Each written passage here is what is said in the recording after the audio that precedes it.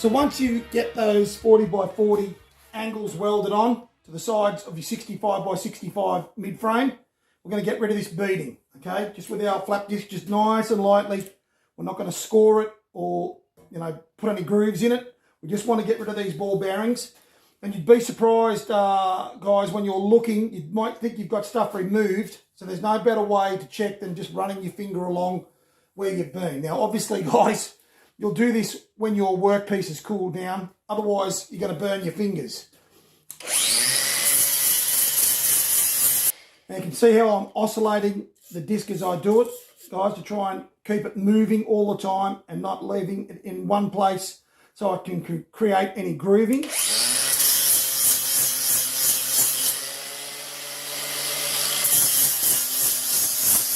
So be really fussy about this, okay? Make sure that you have got any abnormalities sanded out of these surfaces, because our bearings run on this and they really need to run smoothly and on a complete level surface.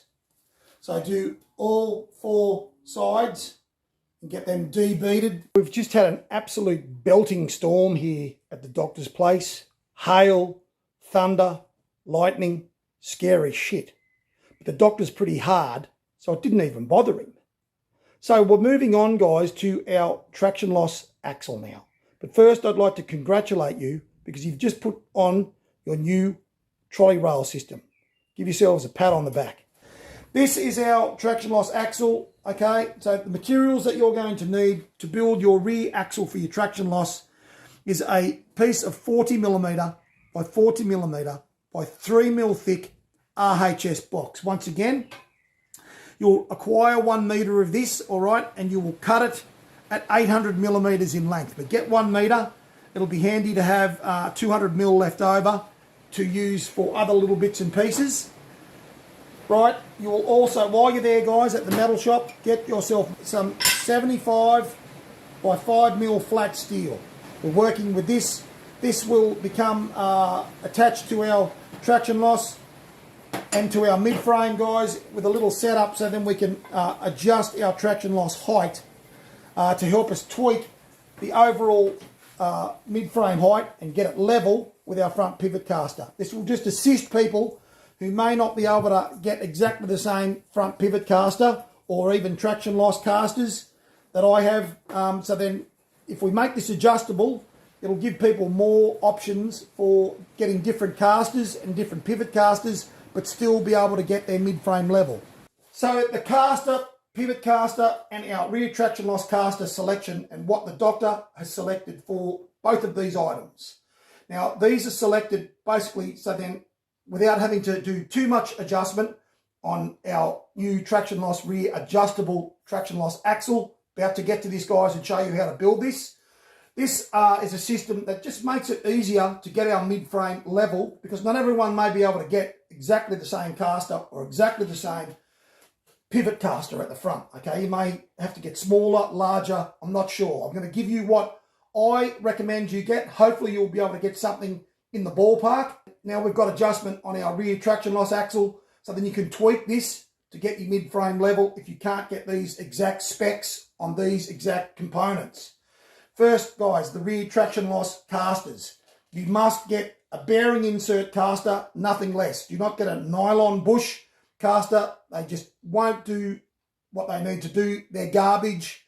All they'll do is wear out and load your rear traction loss motor. Get a bearing insert caster. The casters I'm using are by a company called Move It. They're purchased here in Australia at Bunnings Warehouse. They're 100mm in diameter wheel, and they're 150 kilogram rated caster. Now these are a swivel caster. Unfortunately, I could not get a rigid caster with a bearing insert in this size. What I'll be doing when it comes time, and once I've worked out the angles for these, the way these go on our traction loss axle, they go on a slight offset angle. So then when our mid-frame arcs, when we're in yaw mode or when we're in traction loss, it arcs, so it's not a straight line that it runs in. So we offset our casters when we put them on our traction loss axle to compensate for that, okay? So there's no scuffing, no binding when our traction loss or our yaw goes through its range of motion. So these will have to be welded rigid, okay? So that's the specs for the caster I'm using on the traction loss axle. The front pivot caster is a massive caster, guys. This is a super heavy duty, rated to 300 kilograms, okay? And it's a 150 millimeter wheel that goes in this, all right? So that's what this is. So that's the height of your caster frame here that your wheel will go through, all right? Now that's important for the overall height of this when these are installed, all right? That's why I'm saying if you can't get a big heavy duty caster like this, it has to be a heavy duty caster, guys. It needs to be no less than 200 kilogram rated, all right? The one I had running previously on the old 3.5 degree of freedom motion sim, that was rated to 225 kilograms. So no less than 225 kilograms. I shouldn't have said 200 kilograms. Make sure it's at least 225 kilograms. This is rated to 300, all right? That's fantastic. So that's what you are going to require, guys, for the new traction loss setup and the new front pivot caster. So let's get talking about how we now construct our adjustable rear traction loss axle to our mid-frame. What you're going to do, what you're going to do, or what you're going to do, what you're going to do, yeah. You're going to measure two sections. You'll put your ruler on and you'll mark at 110 millimeters, all right? Then you'll put your ruler on that mark and you'll measure another 110 millimeters and you'll make a mark and you'll end up with two pieces of 110 millimeter 75 by 5. Because what we're going to do a little trick to make sure that when we drill our holes, because these are a template, they're going to be identical, okay? One will be welded on to the mid-frame. The other will be welded on to the traction loss plate, and that's how they'll marry up, and that's how we'll be able to make it adjustable, because we'll be able to adjust the bolt hole locations or the bolts to move our traction loss axle up or down to help tweak our mid-frame to get it level. So what we're going to do is we're going to do a trick that's as old as the Romans and the Egyptians back when they were making, when they were building bearings in their bearing factories back in the 400s, just before the Arcasians bombed them out.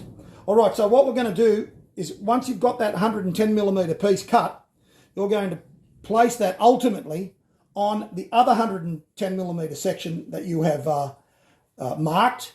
We'll clean up the sides, get the mill scale off the sides, guys, and we're just going to do some little tacks on each corner, something that's easy to grind off when we finish doing this, and that will hold both of those pieces together, so then when your drill goes through, you have absolutely identical drill holes. It's just an easy way of doing it, guys. It's a quick and dirty method that works like a dream. Before you do that though, guys, you are going to need to know where to mark up the piece that you've cut. But you'll take the 110 millimeter piece that you've cut, okay?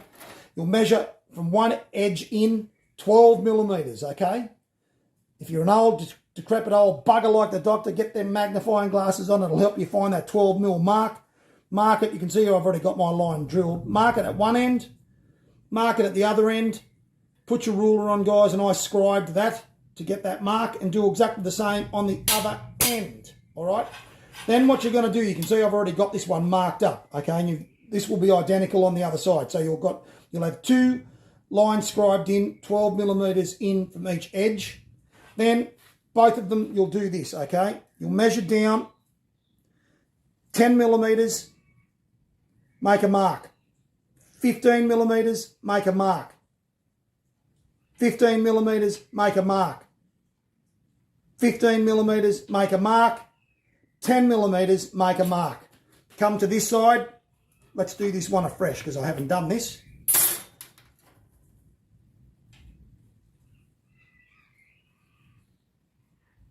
$10 millimeters, 5, 10, 15. 15 millimeters, 5, 10, 15. 15 millimeters, 5, 10, 15. 15 millimeters, 5, 10. Whoops. Finding it a bit hard to see that one. Doc, slow down. 10 millimeters, okay? You can just double check with your ruler that you've got them lined up. Then what you'll do, guys, is you'll get your punch and you'll punch each mark ready to drill. Then we're going to sandwich them together like that on our 110mm mark that we made on the other one. Bring them together, line them up, sandwich them. You can put a clamp on them, and we'll just tack in 4 places along the edge. That will hold that in place, guys. Then when we drill through this marked one, it'll drill through the bottom one, and our holes will perfectly align. It's just going to be like magic. So guys, get them lined up nice and straight. Make sure it's aligned. All right, and then get your F-clamp on, right, and then you're just going to tack. 1 tack, 2 tack, 3 tack, 4 tack. You're out! And then we can get it drilled, okay? Let's do that now. So there's no doubts in the world, guys, that the doctor is a dirty, rotten scoundrel and a cheat, okay? He's going to use his drill press because at the end of the day, guys, I've got this, so I'm going to use it. And you'll pilot this, guys. I'm going to pilot this with a 5mm drill bit first, finishing with a 9mm drill bit to take an M8 bolt, or there'll be 4 bolts holding this on. And I'm going to use cutting fluid because we actually have 10mm thickness now with these two sandwiched together. So you definitely want to just take your time, and I'll get this started first. Take your time and use cutting fluid for every cut.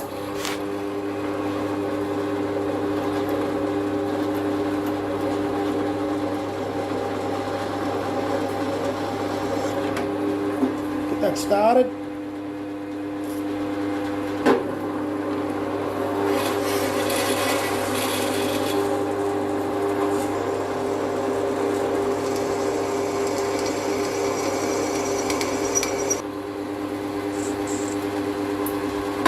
This is how you're going to go about achieving this, guys.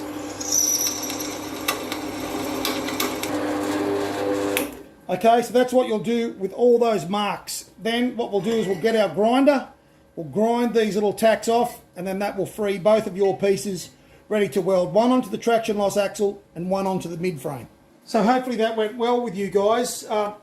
This is where the traditional grinding disc will come in very handy for you to grind off those tacks that you made to keep this piece together, guys, to get both holes welded.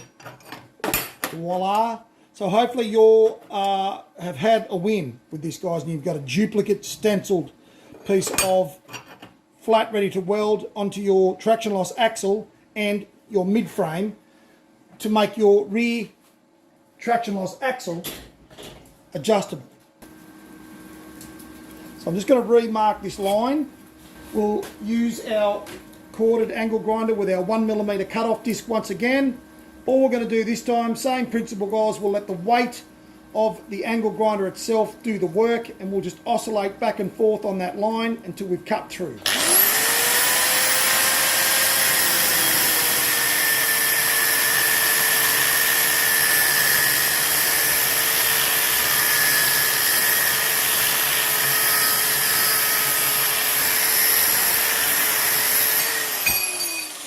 There she blows, boys. We'll get our flap disc now on our grinder. We'll clean up where this has been cut and it's all very nasty, and we'll clean up both pieces completely. Get all of this mill scale off, ready to paint this when it comes to paint time.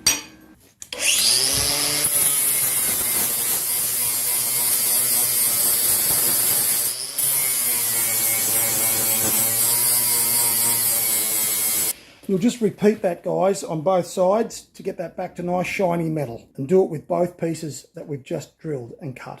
So we'll just take our time with those 2 pieces of plate, guys, with our pre-drilled holes. We'll make sure we round the corners of those so they're nice and safe. These are in a place where we could come in contact with them when we're walking around our sim. I'll show you a little technique, guys, a little trick in lieu of having a belt sander, okay? Now the doctor does have a belt sander, but I do this more frequently than I actually use my belt sander. Certainly helpful having an angle grinder like my Makita here that I can keep this turned on with, okay? But you can, if you've got a trigger, you can hold the trigger with one hand and do this with the other. But if you've got a turn-on angle grinder, I don't know if you can get them anymore. I think they stopped making them because they're dangerous because they stay on. But if you've got one, you're laughing, because basically you can turn it on, sit it on the bench, hold it firm, guys, and just